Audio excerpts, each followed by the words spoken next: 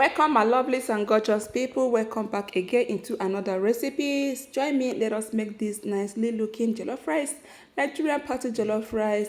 If you're not following me, what are you waiting for? Yeah, click on that button immediately, like this video, share it, and invite someone to join you to enjoy this recipe. Yes, let us make my own version of jollof rice, Nigerian jollof. Here I have some fresh veggies, like you see, red bell pepper, and I have also tomatoes. I have washed and diced all this off camera. I have my chopped onion. I cut them the way it will be easy for me to blend, and also have ginger. What you're seeing there is this one is ginger and the other one is garlic. Yes, and this is what I'm using. So I will just go ahead and blend this and turn them in the pot to dry cook them. Yes, so before I started cooking them, I usually add a little quantity of oil to enable it to fry at the same time while cooking, so that when I'm frying it won't be difficult to fry, and it avoids or helps to prevent too much of burning of the tomato. And one thing I want to advise us here is that when you want to prepare something like stew or rice as this type, please, if you have your time or anything, just try as much as possible to slowly steam your tomatoes. It helps it to cook and dry up water without burning. Yes, most of these pots they burn and even burn water. So here is my tomato. I blended all and mixed, and I cooked it. As I was cooking, I was turning, so and it cooked so well. I just left it for about 2 minutes, and before I returned, the thing was about to open. I said, no way, what I'm still here. So in the hot oil, I added my onion and my tomato paste. Yes, you can do without this paste, but for a proper Nigerian jollof rice, this is very needed. Most people do without it, but I just intended, or just try to do it. So while frying it, you see that it has fried to the point that the color has almost changed. I went ahead to put my curry, my what is it called, thyme, Nigerian curry, Nigerian thyme, and Nigerian nutmeg. Yes, I added nutmeg, and at this point I'm going in with the rest of my cooked tomato. Mind you, I have onion inside this tomato, I have garlic and ginger, red bell pepper, everything just here. So I will make sure I keep stirring this. When you are frying your tomato, please don't go far from it, stick to it. In fact, marry this tomato very well, very very tight. Yes, so that it won't burn. When this thing burn, it's going to affect the taste of your jollof rice. So I was giving this a very very good stir.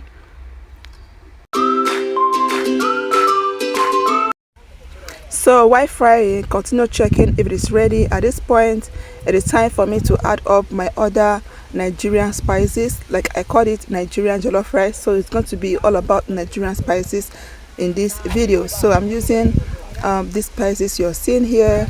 I think it's Mr. Chef and the Kitchen Glory. Yes, that I'm using something like that, but I believe so. So I added them to the stew, and I keep stirring, keep turning, and at this point my salt goes in, and I'm adding 3 cubes of seasoning cube, because it's a lot quantity of tomato. So when you notice that the oil is very very clean while frying, that is just to tell you that your tomato stew is ready. Yes, the oil became very very clean. Just look at this, take a look. It looks like fresh, just fresh red oil. Just look at it. That is how to determine when your tomato is ripe.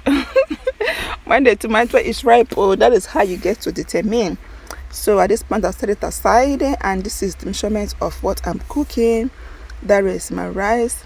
This is just ordinary rice, ordinary parboiled rice. So I don't usually steam my rice for jollof. I go ahead to boil my water and soak it for about 2 minutes, and I'll bring it out and wash it. That's what I'm doing here. That is the way I've learned to cook jollof that tastes so much I'm not in the category of people that boil it before. It is parboiled rice, so while parboiling it again, so that is what I do. Turn it, and as you can see, the very hot water. So in my pot, let's go start cooking the rice. In my pot, I just put my tomato. Mind you, we've already fried our tomato, we are not more frying it again. So I just assemble everything in the pot and allow it to start cooking. Add everything that you need or you want to use for this particular rice. No frying, your onion, all your seasonings that you want to add to it. Add as much as you want, the quantity of what you're cooking. Yes, this pot is a very big pot. It's a very, very, very big pot. So right here I'm adding my blended crayfish mix with fresh pepper, that's scotch bonnet. Yes, I'm adding all of them. Most people don't use crayfish for their jollof. It is optional if you how you want, but I'm just used to adding crayfish to my jollof because it gives it this lovely flavor. So I'll just add everything, and my Nigerian curry goes in as well. Yes, jollof rice without Nigerian curry, no complaint. I also added some salt and another 2 cubes because I'm cooking the main rice now. And mind you, when I added the sauce, I did not put everything. In case I'll be needing some later. So I added some meat stock that I had in the fridge. So add all together and cover for it to steam. When it has steamed, you put in your rice, and before you cover your pot, make sure you add water that will cook this rice. Cook it very well. So remember, I did not pre-cook the rice. I only wash it, so it is still strong as normal. So is going on in this video too much. Oh my god. So let me know in the comment section where you are watching me from, and thank you for joining me. If you haven't subscribed to my channel, what are you waiting for? This subscription is absolutely free. It's not going to reduce anything from your bank account. Just subscribe and give us a huge and lovely thumbs up. And if you're seeing this video in my page, thank you for watching, and also follow. So here my rice water has cooked, has boiled, and I'm going ahead to add up my rice. Yes, I'm going ahead to add up my already washed rice. And guys, this rice was much. I actually got the right measurement for the amount of people or the number of people that ate it.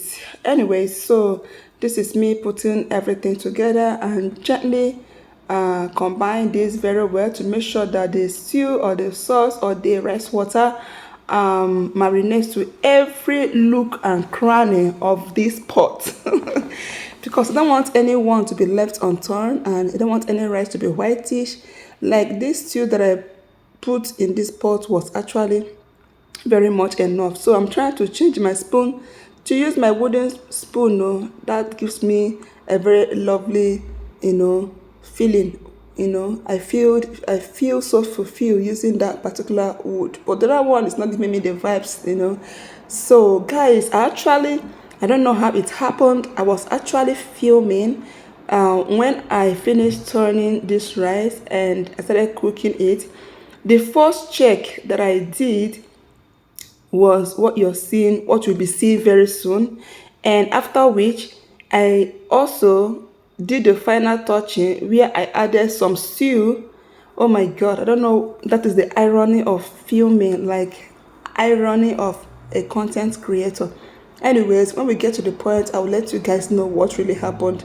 So I'm turning this and I'm making sure that everything is leveled, and this is something that you're not eating immediately. So be very, very careful not to over cover it with water, because when you over put water, it will be very, very soft and you wouldn't like that. So at this point, this rice has cooked for about like 2 minutes or 3 minutes, and I just had to put my aluminium foil to enable the heat, to enable it to heat very well, and it wouldn't have two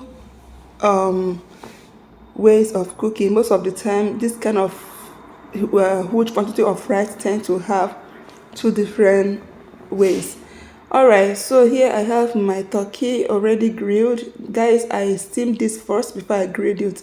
And here, after some time, 5 minutes later, I tried to check. So this is where the whole thing happened. After doing this part, I covered it again to cook, and I don't know what really happened. I never knew I wasn't filming.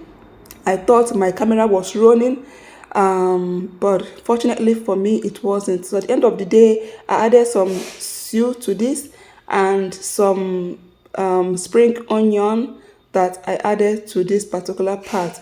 Then I covered it to cook again for like 5 more minutes, and it was done. So anyways, thank you so much for watching. I really appreciate you being here. Give us a thumbs up, share this video, and I will see you in my next video. God bless you so richly and remain hugely blessed. Love is a privilege.